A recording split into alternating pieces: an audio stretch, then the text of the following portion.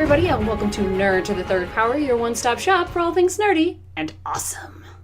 I will be your host today because it is just me and Brian. What's up, Brian? Nothing much.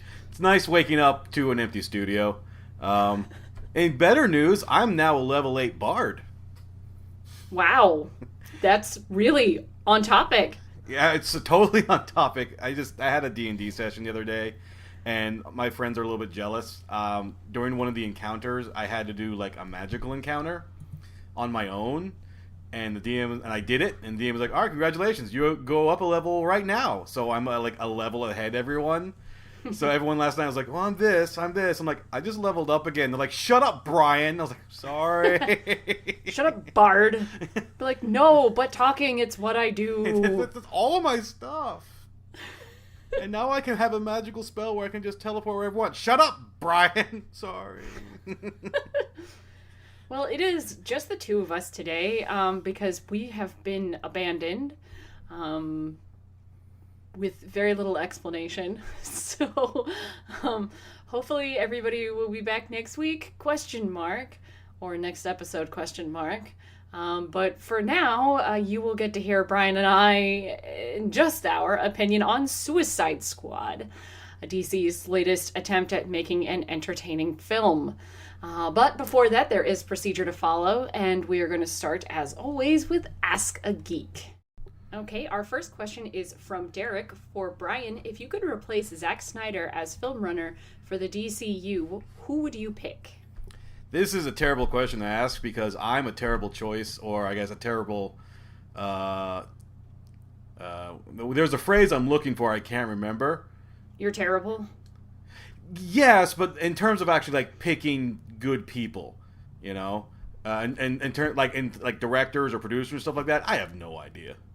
I have absolutely no clue. I do know that DC has brought Jeff Johns, who's one of their head writers and creative guys. He's sort of stepping in now as he got promoted like president or something like that. Like president of like the Film Corp, I think, or this president of creative or something like that. President of the universe, maybe. Master of the universe. He-Man. And so I don't know when exactly he takes control or is going to take control or anything like that. I don't know exactly what his job is going to be. It could just be like looking over people's shoulders going, "No, stop that." I have no idea. And I have no clue who could take like the reins of something like this. I would go with like Kevin Smith, but that even right now that's a controversial situation. I love Kevin Smith to death. No, don't get me wrong, and he's one of the guys that told me or got me to sort of accept my geekiness, you know, and kind of own it. And because he was an unabashed geek like that before this, but his latest work nowadays have been really fucking weird. To the point where like I'm not sure I could trust him with a universe. And that's nothing against him, but man, I watched Red State and I watched Tusk and I went, "The fuck is this?" Each and every time, you know. So I've got zero clue who could man a ship. I don't think it's going to be one person. I think that's the problem. I think you need to have, even though this could be dangerous on its own course, you kind of need to have like a creative committee, a committee you can bounce ideas off of. And then hopefully get something straightened out. One person it's too much of a task. And we've already seen what has happened so far. And, you know, take whatever opinion you want from it. But I can't give you a single name. Such a terrible answer. God, you suck. Well, we do have one more question, which is for me, and Skyblaze isn't here. As a big-time Trekkie, what job on a starship would you want to do? And Brian, if you have an answer, you are free to answer that. I would definitely want to be a science officer. I don't know where that puts my likelihood to die on a mission, but I think if you're going to go exploring space, you might as well be one of the people who understands space and wants to explore it. I don't want to be like a doctor, and I don't want to be an engineer because I don't understand how things work. like machines and shit like that. I want to go out into space and do science stuff and explore strange new worlds and meet new life and new civilizations. I want to do the fun stuff.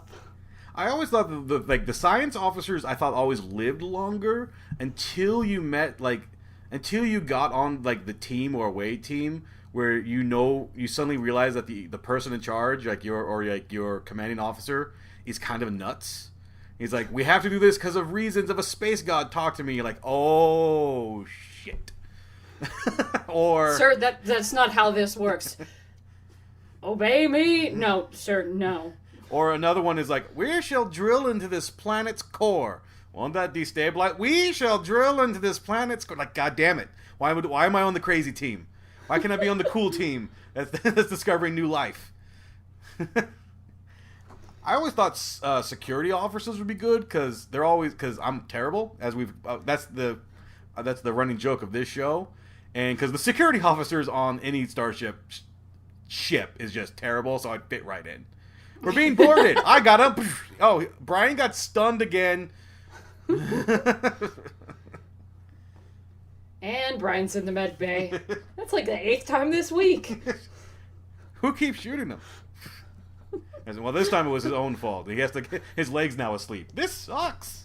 This is what I do to people? So together we could do some of the things on a starship. I think if I had to guess for our comrades, I'd say Gonzo would want to be the captain. He'd just have to be in charge of everything. Yeah, and he's also the one who's going to crash into a planet.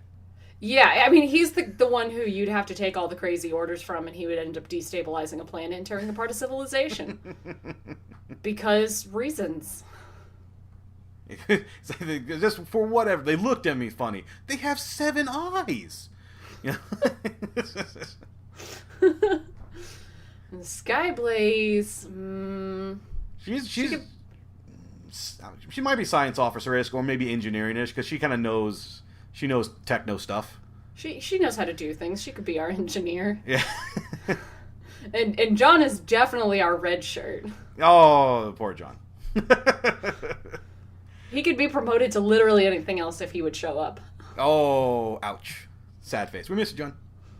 Oh, we do. It's sad. Anyway, that is all we have for Ask a Geek this week. We are going to not do a random topic this week just because there's only 2 of us and that would be kind of silly. So that is all for the first half of the show. You can send your where can they send stuff in, Brian? I'm not good at this part. They can send their questions in to at their email or on our Facebook page. The email I believe is I think Dr. Gonzo at nerdthirdpower.com, and our Facebook page, which we have a link always beneath in the description of these videos. So if you join our Facebook page, like ours. You can add on. We have a pinned discussion basically going on there. You can always ask a question right there. Also, we have Twitter accounts and things like that. So those are the areas you can ask questions to. And we'll try to get to them and read them on the air. Yes, what he said. And with that out of the way, we are going to go ahead and start our 2-person discussion on Suicide Squad. I can already tell this is going to be an interesting show. Yes. I heard the little bit of the salt and dagger in your voice, and I was like, okay, this is gonna be fun. So Brian, why don't you give us a rundown of the plot, quote unquote plot, quote unquote plot. So for anyone who's confused, Suicide Squad is a movie based on a comic book, obviously, about a group of villains that are used basically as a covert ops agency. In the movie, you have kind of a split half. You have a first half that sort of is the collection and introduction of said characters that are involved in the Suicide Squad. From Deadshot, Harley Quinn, Killer Croc, Captain Boomerang, Rick Flag, who else? El Diablo, Slipknot. I'll get to that later. And so you get their introduction, Enchantress. and the Enchantress, yes, but guys, spoiler warning, she's really not a member of the squad. She actually became the villain of the whole story, which I think is interesting because, like, I don't know who thought that would be. I think someone said was surprised by that, and I was like, I wasn't really surprised because it seems like if you watch sort of the trailers, like, they're not fighting anything normal, and most of these characters are kind of normal-esque, except for Enchantress. So I was like, you're the bad guy of the bad guys. So what happens was they get them all together, but since the Enchantress is being controlled by Amanda Waller, by her heart that they discovered, she tries to sort of want to free herself from this, from the sort of entrapment, if you want to call it that. Releases her brother, who I don't think they ever mentioned his name, and I had no idea who the fuck he is. That's saying something. I read somewhere that his name was called Incubus. Really? That was Incubus? I think that's what he's supposed to be. That was just like a thing that I read. I don't know if that's a true thing. Interesting. Because I was... Okay, so that... Alright, so that's Incubus. That's why the connection to brother... Oh, okay. As Brian thinks this over. Alright, that makes sense. In a past tense sort of way. But what happens is she frees the brother. She sort of frees herself. And then their mission, as vaguely as it sounds, is to... Because they were treated like gods before, but now man treats machines like gods. Therefore, she will create a machine to take over the world so they can be treated like gods again. Because that makes sense. No, but... But it's what they went with. It's okay? what they went with. So, as this is all happening, we do have a subplot because you can't have Harley Quinn without the Joker. They are sort of it's a 2-pack. You buy one, the other one usually will show up in the mail later. No one knows what I'm talking about. That is an old reference. Anyway. So, while they're out on the mission, the Joker's trying to find Harley Quinn and basically, rescue her, get her escape and everything like that. So that's the subplot and the main plot. Obviously, the team goes through it. Members don't survive. That's not a big shock if you ever read the books.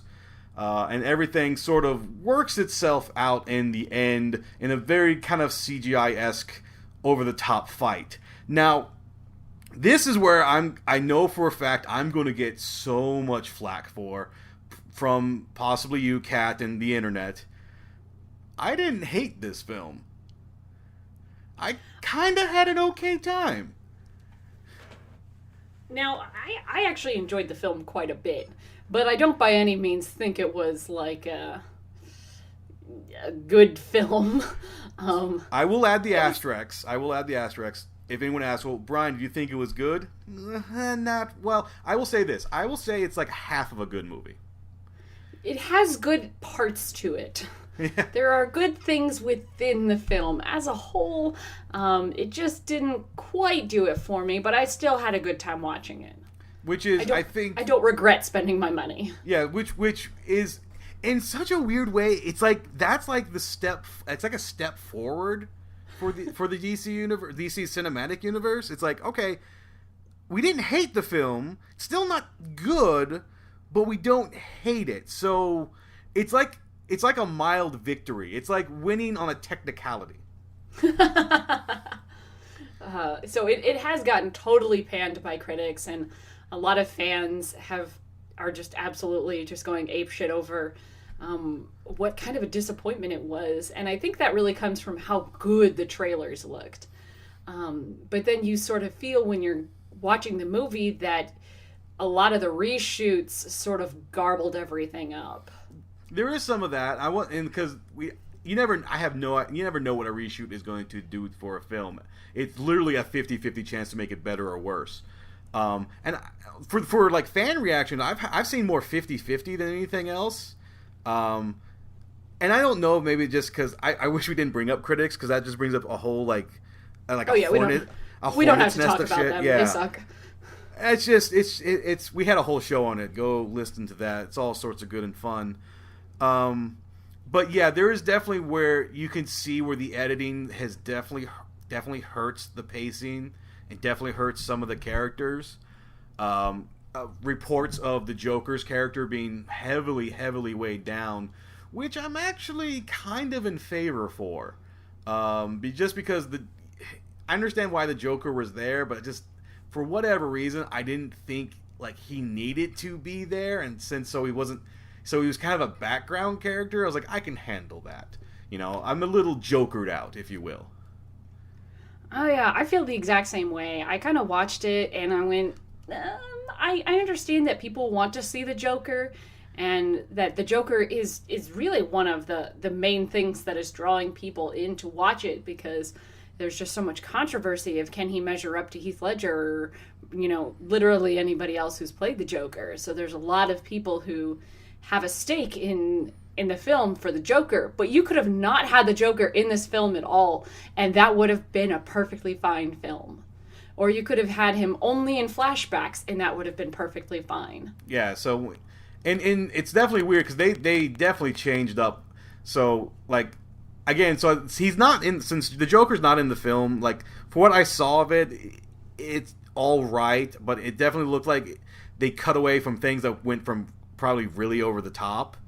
I guess since we sort of talked about the movie a little bit and things like that, and we're talking about the Joker, we'll start moving our way to the other characters.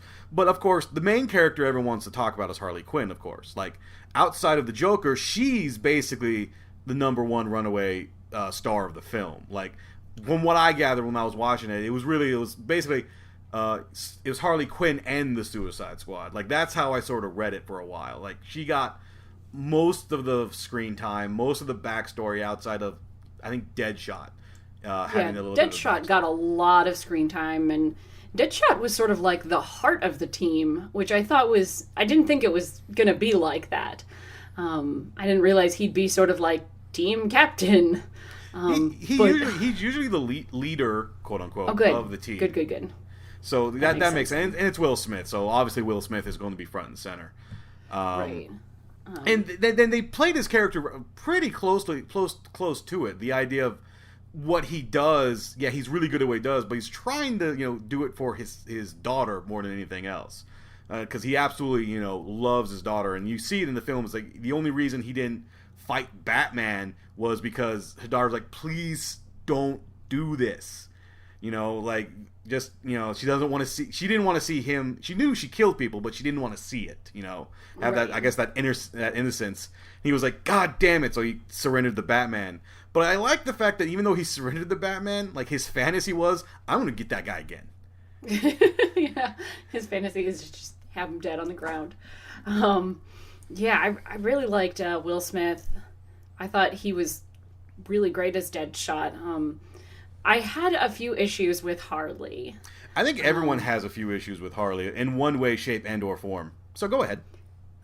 Besides the fact that I don't think her booty shorts even qualify as booty shorts at that point.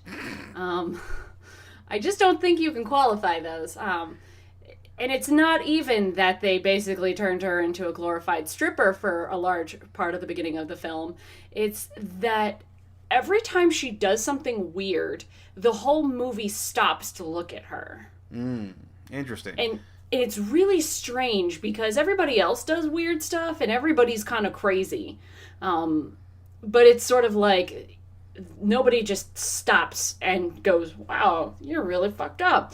But it's like everything that comes out of her mouth, people have to stop the entire movie and look at her.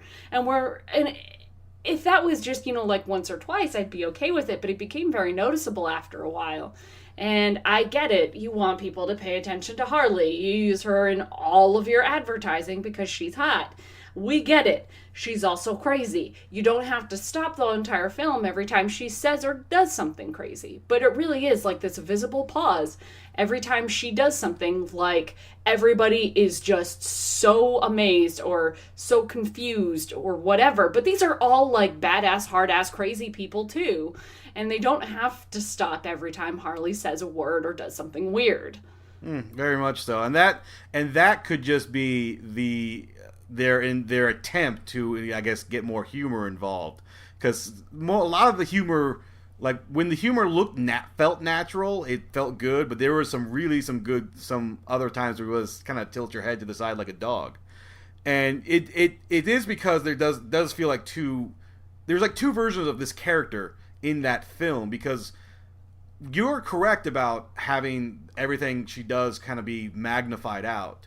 But then at the bar scene, which I think was a fantastic scene, by the way, that towards the end where they're sort of all talking about how fucked up they are.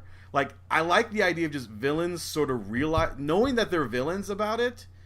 And at that point, like, she became sort of more of a normal person among them.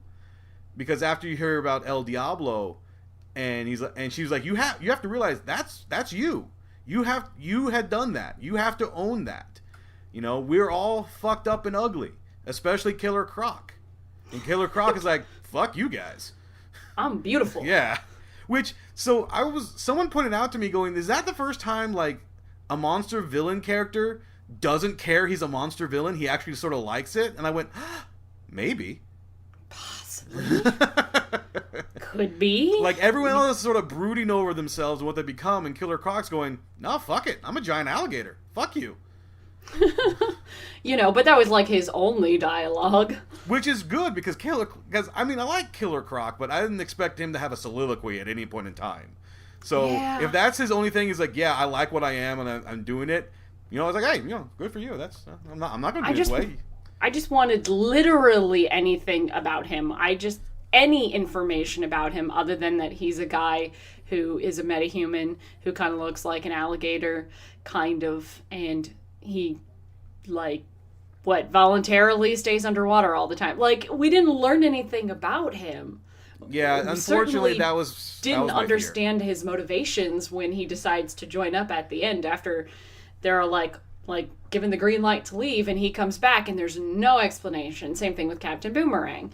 He's a guy, we kind of get that he's what archetype he is, what trope he fulfills, but we don't really get to know anything about him. Yeah, unfortunately, Captain Boomerang is in this film and this was my biggest fear I had with an ensemble cast like this, and obviously the whole building up of a universe, is that you're going to get the characters they focus on, and then you're going to get side characters you know nothing about, or especially since he had a cameo. Spoiler, if you haven't seen the film yet, this is a big spoiler coming up. I'll give you a couple of seconds to fast forward or pause. Okay, that was your warning, because you see him, the Flash shows up and stops him. You know, it stops him from running back, and that's how he gets captured. So it feels like, all right, see this character? Kind of cool, right? Well, if you want to know more about this character, come see the Flash movie. It comes out in 2000. You're like, oh, fuck, really? Like, we're doing that? Like, we're doing this? Yeah, like, we're doing this? and the same thing with Katana. You know, Katana shows up and like, hi, this is Katana. She's like, hi, I have a sword and it's magic. You're like, okay. It's like, well, excuse me. Like, you weren't here for 45 minutes of this film. Like, where? And I felt like, and I felt this a lot about the character stuff in the film, but Katana's story felt really forced. And I felt that way about a lot of the character stories that they told, was that they told us and didn't show us. Mm-hmm. Where they had to sit down and explain things or narrate things instead of working it into the story naturally. At the beginning, when they're reading over the dossiers, I'm kind of okay with that. But later in the film, when you've got Katana, and you know, it's like two people going, oh, you know what her deal is? Oh, well, her deal is this and this and this, and that's who she is, and that's what she's about. And it's like, it's just not subtle at all. Yeah. And, editing was definitely a problem. But it's so strange, because like because it makes it sound like Brian, you said you enjoyed yourself. It's like, yeah, I did, and I like the characters, but I can't sugarcoat. I can't be blindsided by the fact there's plot holes upon plot holes, and a very much a non-existent plot going on. Like, yeah, I had a good time, but these are the issues we're sort of dealing with. And so like you had that, and then like I said, Slipknot shows up and it gets his head blown off. Of course, at the same time though, I feel like I saw that coming even before the movie came out. Because I was like, I've only seen you in two scenes, when you punch somebody and when you do that little flying rope trick. I'm like, you're gonna die because you're in Yeah. nothing else. Like, you were quite literally in no other scene in these trailers, which is funny because that's actually very reminiscent of the book itself. Because he had a I don't remember if it was a conversation with Captain Boomerang, but there was a conversation where he's like, "Hey, I'm out. I'm getting out of here. I don't believe these whole bombs in my neck thing." Later, boom. Oh, everyone's like, "Okay, so we do have bombs in our necks. That sucks." Like, so it's like there's a lot of like actual things they took from the series, the old series, and a little bit of the new one that came out in 2011 for the new 52. And so it's interesting that they're being, I guess, kind of close to the source material, but they're still, it's just never everything just always seems to be a couple steps away from them. You know, they're not moving forward, they're kind of moving side to side and things like that. What did you think of Viola Davis? Is that her name? I believe. Oh, as Amanda Waller, can she be in every Waller? movie ever? Like as Amanda Waller, like She was so great. Like, Waller was like by far the scariest character in this film. she and that's how I wanted her to be. Like the whole thing is because these are all really bad people, and Waller's like, you're gonna do what I say. Like, oh yeah. Why? 'Cause I said so. And like, she has a good point. Like, that's like they all listen to her, and it takes a little bit of convincing, but there is this thing of like, because when I like that early scene where he's like, Deadshot's listing off all these requests. He's like, and Rick Flag was like, I can't do that because I'm not talking to you. I am talking to her. I'm talking to the woman in charge. Yeah. God, she was. I mean, I don't have a lot of reference for Waller except in the Arrow TV show. And that's my only reference for the Suicide Squad itself. And man, just grade A mega bitch.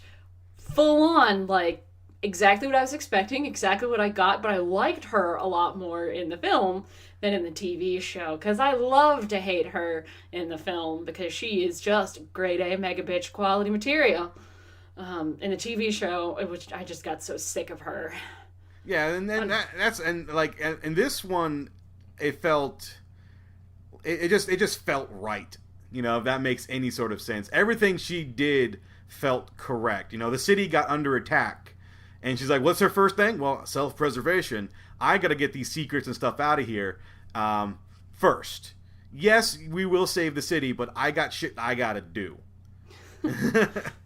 And I'm going to send a bunch of crazy people to come and save me, or else I'll kill them. Because I'm not going down alone. And she has so much control.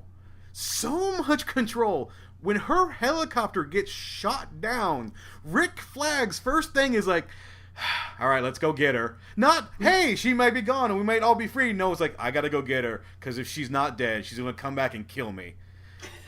Exactly. What did you think of Rick Flag? I wasn't sure that I'd like him at first, but I think I ended up liking him by the end. He did all right.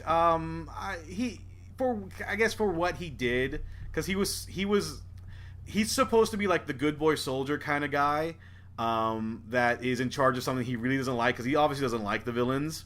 But again, he's doing it because he's sort of being told, and he sort of comes around to that, like maybe he too is getting a bit manipulated. Unfortunately, I think he just needed a bit more seasoning. There's some scenes I didn't quite like. Like, I didn't like the fact that, like, he didn't tell his troops, like, my troops super loyal, I can get all this stuff done, but I'm gonna lie to them. I was like, that seems odd. Yeah. Like, I thought his, sort of like Harley and like, the Joker, like, it was sort of like there were almost two versions of him in the film. And they couldn't quite nail down his character. But I did like a lot of his scenes. I think I could identify with him more than anybody else, because I think if I were in charge of all of the nutsos in the world, I'd be really pissed off too. It's just like all the time, yeah. I would. So again, and that goes back to the whole. This is, something happened behind the scenes. We don't really know. We're never really gonna know. Even no matter what reports come out, we're never gonna know what gets cut or what wasn't. So yeah, there's stuff going on, because it kind of and it kind of goes back to because I'll go back a little bit. I'm backtracking to Harley and Joker. because their relationship is actually a very weird new take. Like, obviously things were cut out because everyone sort of knows that Harley, while Harley loves the Joker kind of likes Harley, but he doesn't, and it's an absolute terrible relationship that she eventually does get out of. But in this one, it almost feels like it's an equal sort of fascination with one another, which doesn't really happen. Like, when you have the flashback scene of her going willingly into the chemicals, where she gets her pale skin and everything like that, and the Joker's like, all right, I'm out, and he kind of stops and goes, no, and it goes back to save her, basically. I was like, well, that's weird. And then this whole time he's hunting her down to have her escape, which, you know, to me is very strange, because once Harley's been caught, he's like, oh, she's on her own. But no, he's like, I have to get her back. I was like, this is oddly honorable of you, and I'm not sure if I like this. It kind of feels to me like they took the fandom version of their relationship and ran with it, rather than the more realistic version of their relationship. I could definitely see that, and that makes me kind of like, oh, we're if they do show up in like a Batman film, or there is rumor of just a straight up Harley Quinn film. Like, is that what we're gonna go with? Are we gonna go with this very fantasized version of it, and not exactly what she's gone through in the past, and why she is such a high end character to a lot of people? And I was like, I don't really like that. But again, editing, maybe something else was there. Who knows? But in any case, it's one of those things we'll have to either find out in a director's cut, if that ever happens, or in the future, or whatever deleted scenes that may show up on a DVD and or Blu-ray.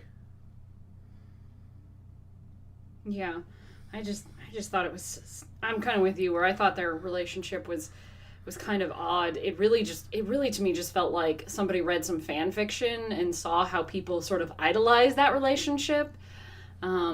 Because sometimes the Joker is nice to Harley, but a lot of times he's not. And they sort of stuck their fingers in their ears and went, la la la la la la la, we're going to pick this version. And that's not a bad thing by any means. It's just a different interpretation. Just like this version of the Joker was a different interpretation of the Joker, and he wasn't bad by any means, but and this is like my big hang up about the Joker in this, is I wasn't afraid of him. And the Joker should absolutely send chills down your spine. Yeah. He just didn't have that, or the oomph wasn't quite there. But there is a huge Easter egg I do love the fact they added into the film. It's very quick. You blink and you miss it. After they kind of go, they're explaining Harley Quinn's story when she becomes Harley Quinn, and then I think the line was they become the king and queen of Gotham. He's in a tuxedo, and she's in her classic Harley Quinn outfit, and it's a very brief pause. That is actually basically a live-action version of an Alex Ross painting. Nice. That is a very famous Alex Ross painting. You just type in Alex Ross Joker Harley, it's the first thing that pops up in a Google image search. And when I saw that, I was like, ooh, you know, like, it's a nice little Easter egg that made me kind of like goosebumpy a bit. You know, like somebody was paying attention. You know, I think they also knew the fans would throw a fit if they didn't get to see Harley in the traditional Harley costume. Well, yes. I mean, we're going to throw a fit no matter what. We're fans It's like true. that. It's true. It's what we do. What do you mean this is cyan and not royal blue? You fools! Like, I'm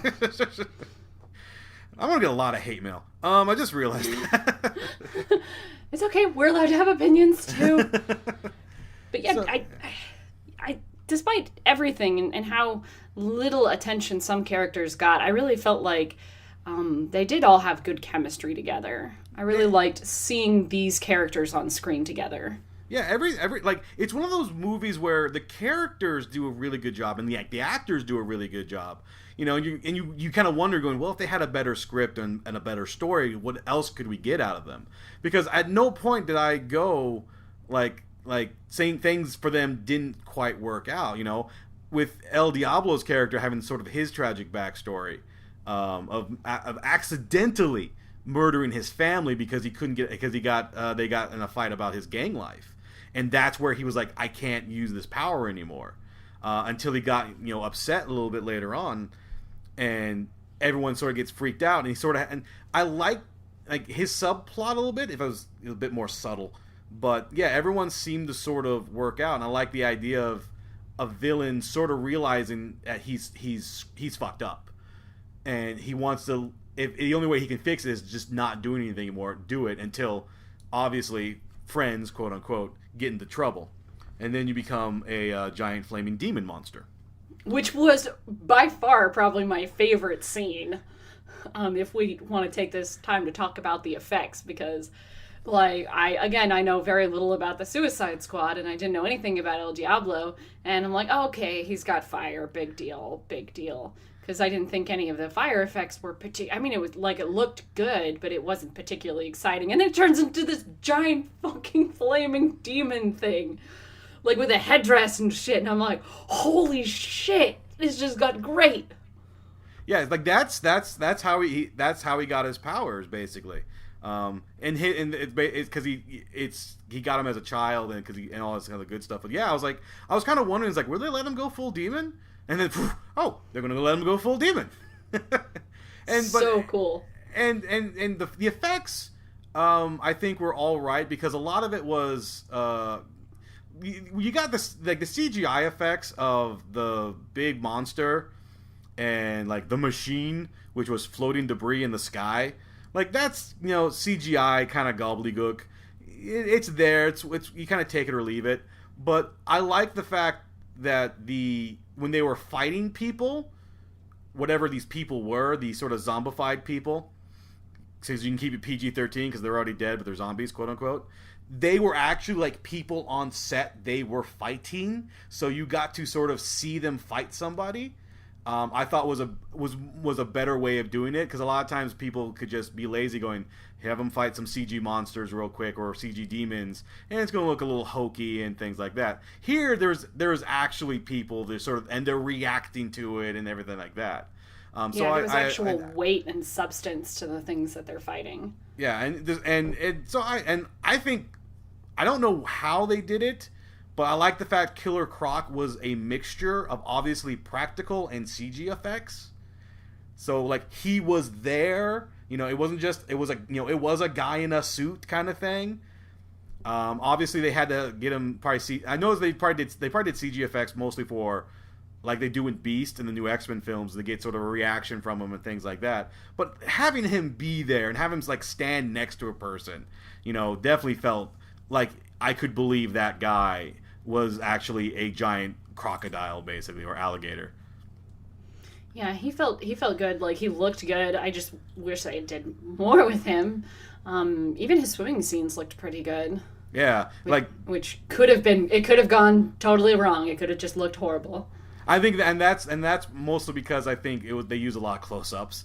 That's true. Because you're a guy in a suit. You can only be underwater for 2 seconds before that thing fills up with water. Swim as fast as you can. Okay, good. We'll make a good looking post. Make sure he can breathe. But like I said, they had the CGI sort of gobbledygook at the end. Now, sometimes takes you out, especially big walking brother guy, which made me go, ugh. Yeah. I don't think he looked very good at all. I thought the first version of the Enchantress looked really cool. When she was all hunched over and she's got this miasma around her, and that was really cool. But then when she looked a little more June-y, I guess, I didn't think it looked quite as good. But that's when all of the big CG mess was going on behind her too. So that's probably a lot of it. A little bit. And then the whole thing was because she didn't have the heart, she wasn't at quote unquote full power. So she borrowed power from her brother, kind of thing. So half power Enchantress I did and full power was kind of you look a little strange, because and again they're taking a lot. It's a lot of, she doesn't quite look like that in the comics. So it's me going someone's looking at some stuff going, we put a giant headdress on her, and then we're good, right? Like, yeah, sure. Like, all right, we're good. So the bikini stays, right? Yeah, perfect. Bikini, giant headdress, good. She'll look tribal. Yeah, and which is what the funny part is that her original costume was just green tatters with her cleavage showing. So like, this is actually not that far off. So you're saying she's more covered? No, she's still less covered than her original costume, but she's still kind of exposed. Like, it's weird. Comics are weird. She doesn't have a witch's hat. She used to have a witch's hat, so I missed the witch's hat. That's just me. But in terms of costume wise, since we're kind of talking about effects and costumes, outside of the booty shorts of Harley, everyone looked all right. Though, again, Joker's costuming is more reminiscent of something I would see from, like, The Dark Knight Returns or, like, some Frank Miller would do. Except when he was in the tuxedo. When he was in the tuxedo, he looked fantastic. I was like, dude, just like that all the time. But when he had his sort of... keep going back to the tux. It was a really good tux. But when he was sort of in his gangster outfits, let's just call them what they are, gangster outfits, or what people think gangsters actually dress like. Let's actually put it in that context. It definitely dates him. Like, if this movie in the next several years, people going, obviously this was made in the 2000s, because no one actually dresses like that. That looks really fucking weird. And I'm like, you're right. But yeah, I think even, like, Deadshot looked pretty good. The mask was all right. That was my biggest fear, because that mask was going to be very awkward. But I think they realized that after a couple scenes. So like, screw it, just have it take it off and let's see Will Smith's face. Yeah, because obviously Will Smith is immortal and doesn't age, so of course you want to put his face on screen. Yeah. But I thought the mask did look pretty cool. He looks as long as he had the little eyepiece, he was solid. Yeah. Someone said to me, like, does anyone else notice he's starting to look like Uncle Phil? And I was like,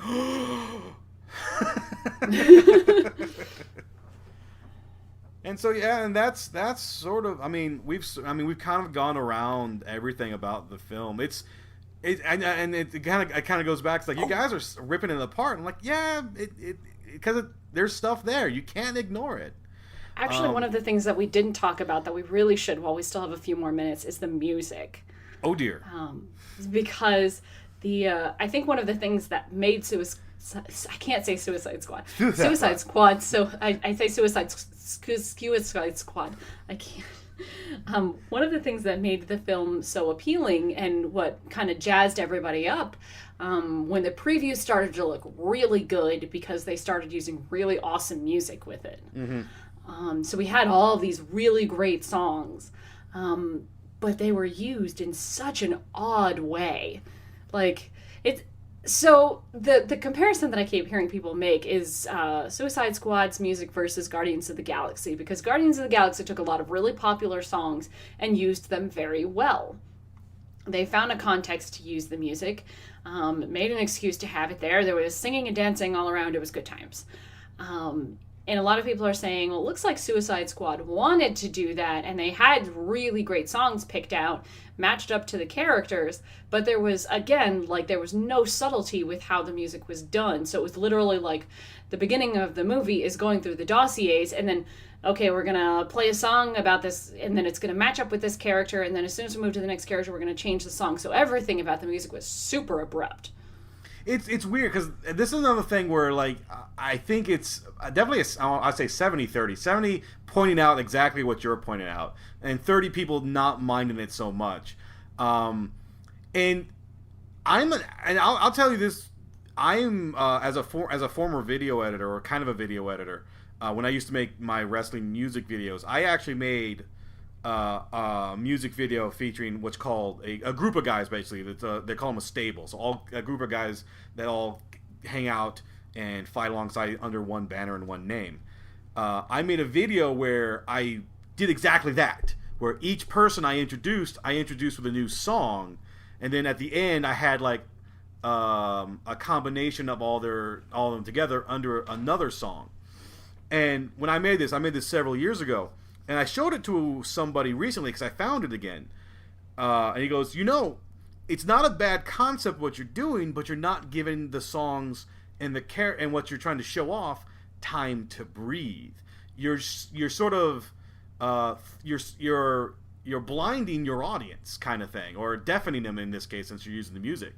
So you get them jazzed up and you immediately change. So they're like, oh, that was kind of cool, but who was that guy? What are they doing again? Oh, hey, here's a new song. So it's sort of the exact same thing that happened here. I don't want to make the comparison because I understand the comparison, but I'm judging Suicide Squad based on itself and on its own merits without comparing it to Guardians or any other movie or any other comic movie that has used songs like that in the past. But that's basically what happened. It's a cool concept, but if you don't use it properly, it doesn't get the effect that you want. Right. So it's the kind of, it has some really great tunes. I really want to just go out and buy the soundtrack, but it just didn't work as effectively as I think they thought they were going to get out of it. But they did choose really good music for it. Right, yeah. No, I agree with that. And hey, guess what, Kat? You're talking about a movie soundtrack. Something you say you never pay attention to. Unless, I guess, it's completely, abrupt. Well, it's typically the score that I don't pay much attention to. And I'm trying to pay more attention to the scores lately. Don't worry about it. Only Gonzo and I really care about that stuff. I care, just not a lot. Let me ask you, so here we go again with what I sort of complained about earlier, about, hey, see this guy in this film coming up later. And it's now a tradition to have, mid-scene credits and stuff like that, or end-scene credits. So this one actually had an end-scene credit, with actually a scene I really liked, because I liked the composition between Amanda Waller from the beginning of the movie to the end of the movie. Like, the beginning of the movie, she's full of confidence and all good and all energy. At the end of the movie, she's just been through shit, but she still has the confidence behind her. So again, spoilers if you haven't seen the film. Another couple of seconds for you to wait. All right, there you go. That's your warning. She's talking to Bruce Wayne, or in this case, Ben Affleck, and she's basically saying, "Listen, I need this covered up because if this gets out, things are gonna be bad for me." Notice that for me again. That's self-preservation. And he goes, I can do that if you have what I want. And she hands over a top secret file with obviously the Suicide Squad. Plus you see little quick things of Flash and Aquaman. And I just like when he gets up to leave and she has her, her glass of wine. It's like, Bruce, you look tired. Maybe you should stop working nights. And I was like, oh, she knows. So great. I did love that scene. I don't like the idea of Waller knowing Batman's secret identity, because she's an exploitive, manipulative, grade A mega bitch, but it was just such a great little jab that I took it and loved it anyway. Yeah, and now I'll also point out, a lot of people have sort of complained, because if Bruce Wayne has the email files from Batman vs. Superman, why doesn't he need files from the government for Aquaman and Flash? And I have to sort of, again, this is... continuity sucks. But I'm going to point out that from what I gathered from Batman v Superman in those coming attraction email that he got, which is what it was, that all he got was video of stuff. He didn't actually get any information. So at least now he has a name to a couple of these characters. Plus, he's getting those out of the government's hand. Because the government doesn't like keeping things like that on computer file, but paper file, yes. So now he's like, now I have the file. So that's a weird sort of explanation. And again, it's, by the way, we're filming a Justice League movie? Yes, we know. Have we mentioned lately that we really, really, really want to do what Marvel did? Yeah, it's like yes, and as much as people will complain about said films, we go see it because I guess we hate ourselves. I don't know. I mean, I'm gonna go see it again. Well, not Suicide. I'll obviously see Justice League because why the fuck not at this point? I've invested this much. Might as well just go the whole 9 yards. That sounded really salty. I apologize. So, yeah, I thought the trailers for Wonder Woman looked all right, and the trailer for Justice League actually looked pretty good. Well, I'll remind people that wasn't really a trailer. This is just, hey, this is stuff we filmed so far. Yeah, sorry, the preview for the trailer for the whatever. Whatever the clip show. Yeah, the clip show. But now after Suicide Squad, I'm really, really even more wary than I was before, because the Suicide Squad had such great trailers and people were getting all amped up for it, and it looked like it was going to be great, and then it really just did not do so well. It's making a ton of money, but the reaction has not been overall positive one. So now I'm sort of worried about Justice League, about how they're going to try and be more Marvel-y and be more upbeat and fun and energetic and make more jokes, and see how that worked out for Suicide Squad. Well, we still have so I think a lot of now the pressure I think is not on Justice League. The pressure is unfortunately on Wonder Woman, which I think we're going to have a Wonder Woman an anniversary show eventually, and I'll talk more in depth about the movie and how the trailer looked. But it's just the pressure's on her now, and I feel really bad. And I hope it does do well. They had a good reaction. Everything seems to be okay. There was a mini trailer. They didn't show everything in front of my theater.